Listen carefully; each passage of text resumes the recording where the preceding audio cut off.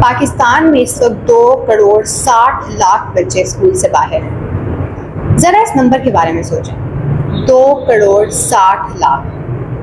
یہ صرف ایک نمبر نہیں ہے، یہ 26 ملین زندگیاں ہیں، یہ 26 ملین خواب ہیں، اور یہ وہ 26 ملین مستقبل ہیں جو شاید ہم کبھی بنا ہی نہیں سکے۔ اگر آپ کو لگتا ہے کہ پاکستان کے تعلیمی نظام کا سب سے بڑا مسئلہ یہی ہے، تو کہانی تو ابھی شروع ہوئی ہے، کیونکہ ہمارے ملک میں جو بچے اب اسکول جا بھی رہے ہیں ان میں بھی 62% ایسے بچے ہیں جو 10 سال کی عمر تک ایک ٹیکسٹ پڑھ کے اس کا مطلب تک نہیں سمجھ سکتے۔ ذرا دوبارہ سوچیں، ایک بچہ 5 یا 6 سال روزانہ اسکول جاتا ہے، وہ روز کلاسز اٹینڈ کرتا ہے، وہ روز ٹرانسپورٹیشن کی فیس دیتا ہے، لیکن اس سے وہ بنیادی چیزیں بھی نہیں آتی جس مقصد کے لیے اسکول بنایا گیا تھا۔ آخر پاکستان کے تعلیمی نظام میں یہ مسئلہ آیا کیوں؟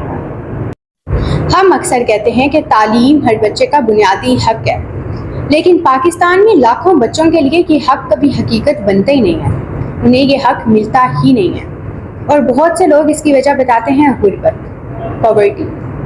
ظاہر ہے جس گھر کے پاس 2 وقت کی روٹی کھانے کے لیے پیسے نہیں ہوں گے وہ گھر کبھی بھی اسکول کی فیس، اسکول کے یونیفارم، بکس، ٹرانسپورٹیشن، ان چیزوں کو ترجیح نہیں دے گا، اور اسی وجہ سے جن بچوں کی اسکول جانے کی عمر ہوتی ہے وہ کبھی کسی ورک شاپ میں کام کر رہے ہوتے ہیں، کبھی ہوٹل میں کام کر رہے ہوتے ہیں، کبھی بسیز میں کام کر رہے ہوتے ہیں۔ لیکن اگر ابھی بھی آپ کو لگتا ہے کہ مسئلہ صرف غربت ہے تو ایسا نہیں ہے۔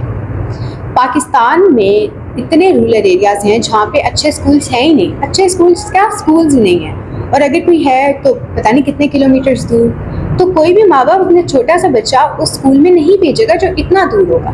اور دوسرا، رورل ایریاز میں اتنے کنزرویٹو مائنڈ سیٹ کے لوگ ہوتے ہیں، وہ کبھی بھی اپنی بیٹیوں کو اتنا دور پڑھنے کے لیے نہیں بھیجتے، وچ از ویری کامن۔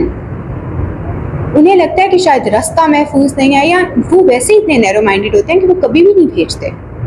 فرض کریں ایک بچہ اسکول پہنچ بھی گیا، تو کیا وہ ابھی بھی اچھی تعلیم حاصل کر رہا ہے؟ ضروری نہیں۔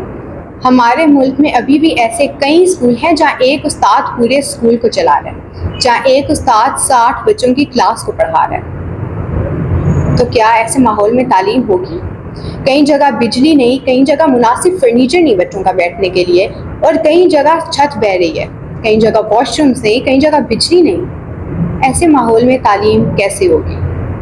لیکن شاید سب سے بڑا مسئلہ اسکول کی عمارت نہیں بلکہ ہمارا تعلیمی نظام ہے، جہاں ہم بچے کو سوال کرنا نہیں سکھاتے بلکہ جواب یاد کرنا سکھاتے ہیں، جہاں ہم اس کو یہ سکھاتے ہیں کہ یہ چیز یاد کرو، اس چیز کا رٹا لگواؤ، امتحان دو اور اچھے نمبر لے آؤ، پھر کچھ دن بعد اس چیز کو بھول جاؤ۔ اسی لیے ہمارے ملک میں ڈگریز تو بہت بڑھی ہیں، لیکن نہ اسکل بڑھ رہا ہے اور نہ ہمارے ملک میں لوگ کوئی کام کر رہے ہیں۔ اب آپ سوچ رہے ہوں گے کہ تعلیم اگر اتنی ہی ضروری ہے تو ہماری حکومتیں اس کے لیے کرتی کیا ہیں؟ Let me tell you. اگر آپ کو پتہ ہو تو ابھی ہمارا بجٹ پیش ہوا تھا کچھ عرصہ پہلے، اس بجٹ میں تعلیم کے لیے 1% سے بھی کم 0.8% بجٹ صرف ایجوکیشن سیکٹر کے لیے تھا۔ اور دوسری طرف ہم کہتے ہیں کہ ہم پاکستان کو گلوبلی ریپریزنٹ کرنا چاہتے ہیں، یا ہم پاکستان کو ابھی بھی گلوبلی ریپریزنٹ کر ہی رہے ہیں، کیونکہ ہم ان چند ملکوں میں سے ہی ہیں جن کے اتنے بچے اسکولس کے باہر ہیں۔ تو آپ اچھے طریقے سے بھی گلوبلی ریپریزنٹ کر سکتے ہیں اور برے طریقے سے بھی، وہ تو ہم آلریڈی کر رہے ہیں، it's not a big deal. اگر ہم اپنے بچوں پر سرمایہ کاری نہیں کریں گے، اگر ہم ان پر انویسٹ نہیں کریں گے تو پاکستان کے مستقبل پر کون انویسٹ کرے گا؟ Obviously no one, because these kids are the asset of the country، اور ہم انہیں ویسٹ کر رہے ہیں، اور اس کی قیمت صرف ایک بچہ نہیں دے رہا بلکہ ہم سب دے رہے ہیں۔ ہر وہ بچہ جو اسکول سے باہر رہ جاتا ہے وہ دے رہا ہے۔ ممکن ہے وہ بچہ کل کا انجینئر ہوتا، ڈاکٹر ہوتا، سائنسدان ہوتا یا استاد ہوتا، شاید وہ پاکستان کے لیے کچھ کرتا، لیکن وہ بچہ آج اسکول سے باہر ہے اور ہم کچھ بھی نہیں کر سکتے۔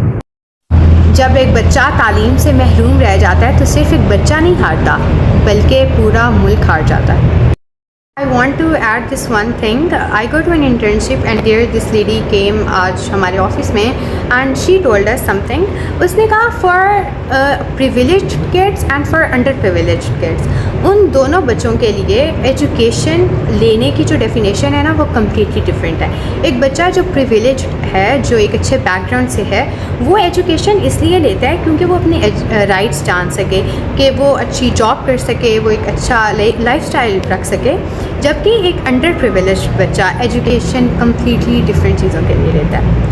وہ اپنے پیرنٹس کو سپورٹ کرنے کے لیے لیتا ہے, وہ اپنے گھر کے حالات بہتر کرنے کے لیے لیتا ہے, وہ ان ریزنس کی وجہ سے نہیں لیتا جس ریزنس کی وجہ سے ایک پریویلیجڈ بچہ ایجوکیشن لے رہا ہوتا ہے. And coming back to the point, کیا ان سارے مسئلوں کا کوئی حل ہے؟ یقیناً ہے. بہت سے ملکوں نے یہ ساری چیزیں فیس کی, لیکن انہوں نے ان کا حل بھی ڈھونڈا. انہوں نے زیادہ اسکولز بنائے, اپنے ٹیچرس کو ٹرین کیا, کوالٹی ایجوکیشن پرووائڈ کرنے کی کوشش کی, اور اپنے غریب بچوں کو وسائل دیے.